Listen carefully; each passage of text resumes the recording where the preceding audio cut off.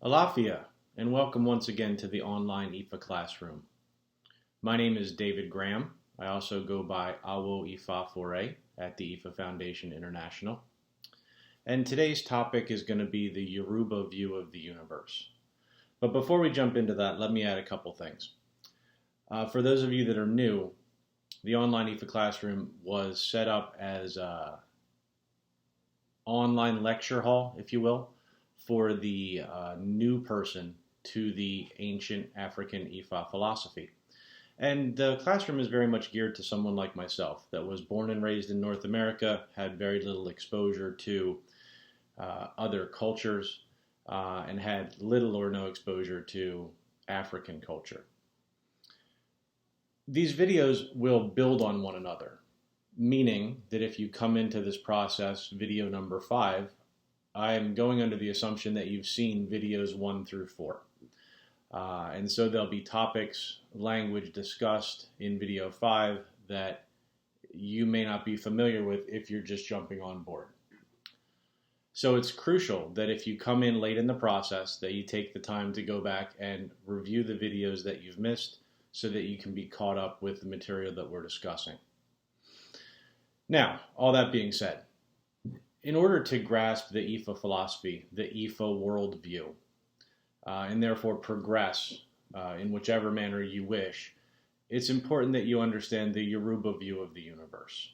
I'd like to convey a sentiment that my mentor, Enaluo, explained to me when I first started walking the path of Ifa, and that is that Ifa is nothing if not logical. For those of you at home taking notes, you may want to write down the phrase that if it's not logical, it's not true. And that holds true in everything that we do, as IFA priests, as IFA devotees, and in our spiritual walk. You may, through the course of these videos, or through attending ceremonies, or through research, reading, come across things that seem magical, seem like hocus pocus, seem far-fetched. In true African Ifa, I can assure you that there is a linear, logical basis for everything that we do. In order to understand the Ifa philosophy, you have to understand the Yoruba view of the universe. In order to do that, I'm going to need you guys to sit back, close your eyes, and attempt, if you will, to rewind in history some 5,000 to 10,000 years in what is now Western Africa in the Nigeria region. You have to understand that 5,000 or 10,000 years ago, life was very different than it is today. There was no, or at least we believe, there was no electricity, no running water, no written word. In fact, the Ifa tradition is an oral tradition, meaning that it was passed down from generation to generation using metaphors, stories, songs to convey its wisdom, its knowledge, and indeed its power. So that being the case, you have to understand that the Yoruba crafted this philosophy based on the science and the technology that they had at the time.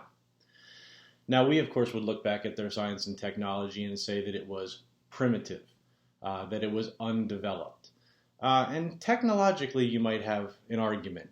However, I can assure you that the wisdom, the knowledge, the connection that these people had to the earth, to the unseen forces of the universe, and to each other was far superior to what we have today. So in simple terms, the Yoruba viewed the universe as a calabash. For those of you that are unfamiliar, a calabash is a fancy word for a gourd. And those were typically collected, dried out, and then sliced in half or sliced in pieces, used to hold water, used to hold food, used as a container. Simple example would be behind me, if you can see. This is my oya, Orisha oya, and my oya is inside of a calabash. Gourd painted different colors. And if you can picture this gourd sliced in half, that was the Yoruba understanding of the universe. The top half of the gourd was referred to as Orun, which in Yoruba is the invisible realm. You could use the word heaven, although I don't want you to get confused with the Christian perception of heaven. So for purpose of discussion, we're going to define Orun as the invisible realm, the realm of the immortals, the realm of the ancestors. The bottom half of the calabash was described as Aye, which is the earth, or the physical realm that we reside in now. An even better way to describe it in Yoruba terms is that the top half of the calabash was home, the bottom half of the calabash was the marketplace. And the glue, so to speak, holding the entire calabash together was a force called Ashe. You are going to, if you choose to take the steps in the Ifa philosophy, you're going to hear more and more about this word Ashe. Ashe is a life force energy. Every being inside of the calabash contains Ashe in some form or fashion. Plants, animals, birds, fishes, people, natural forces, spirits of our ancestors, etc. So you can think of life force energy, Ashe. You can think of the term Qi used in the Chinese medicine. I've even heard folks jokingly refer to Ashe as the Force from Star Wars. But it was that unseen power, that unseen energy that all beings possess that held the calabash together. And the Yoruba understood that we are literally, not metaphorically, a small piece of life within the calabash, and that all of our actions reflected and had a reaction on everything else within the calabash. It was quite literally a symbiotic relationship with every other living force, both in the bottom half of the calabash as well as the top half, the land of the immortals. The Yoruba understood that in order for life to be good for those of us here, we had to be in balance. We had to be in balance with each other. We had to be in balance with our community. We had to be in balance with the planet that we live on. And we had to be in balance with those unseen, immortal forces in the top half of the calabash. We had to be in balance with our ancestors. We had to be in balance with the forces of nature. We had to be in balance with the rest of the universe. And that premise is what brings about divination, sacrifice, prayer, song, connection to spirit, and all of the other tools that the ancient Yoruba crafted to bring us back into balance with all of the forces within the calabash. Another interesting thing to point out was the Yoruba concept of the cycles of life.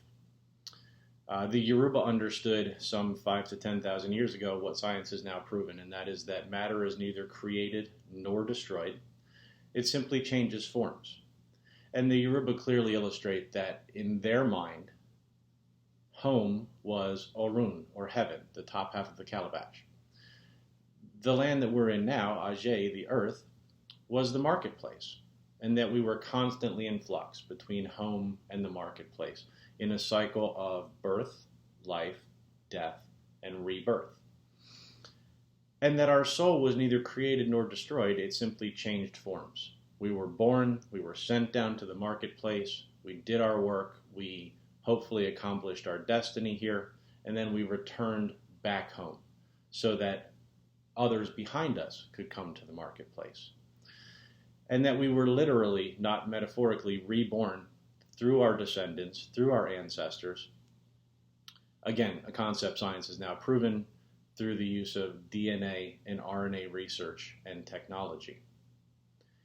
It's very important to understand that this cycle of life occurs not only within the Yoruba model of spirituality, but throughout nature. It's repetitive. The 4 seasons, winter, spring, summer, and fall. The cycle of the planets. The cycle of growth here on Earth. The tides, the way the moon interacts with the ocean, high tides, low tides, and everything that comes with it. So everything in the universe was cyclical. And that was the design by the benevolent creator, and indeed the way that it was supposed to be. The Yoruba understood that when we were in balance with ourselves, with our community, with our planet, with the universe that we were a part of, that life was pretty good.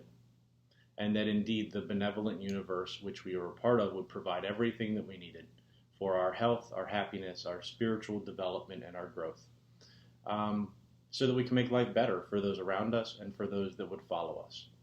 One of the tenets of Ifa is that if your life gets better, my life gets better. And the Yoruba inherently understood that which we need to teach to others today.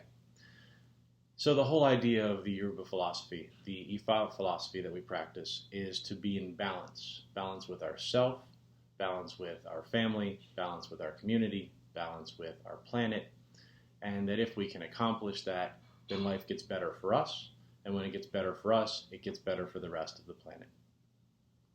So that's a very broad overview of the Yoruba view of the universe. Critical in understanding the Ifa philosophy, critical in understanding how we move forward.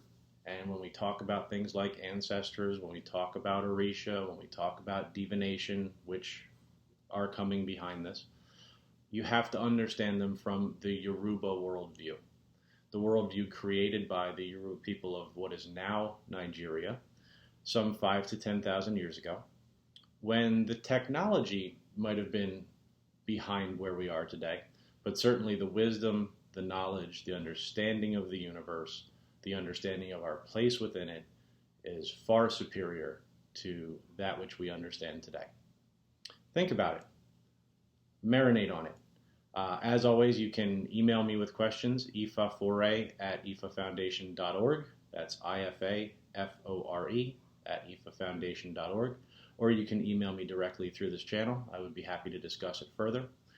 And additionally, if there's any topics, questions, concerns that you want covered, feel free to email those as well. Until next time, take care of yourselves and take care of each other.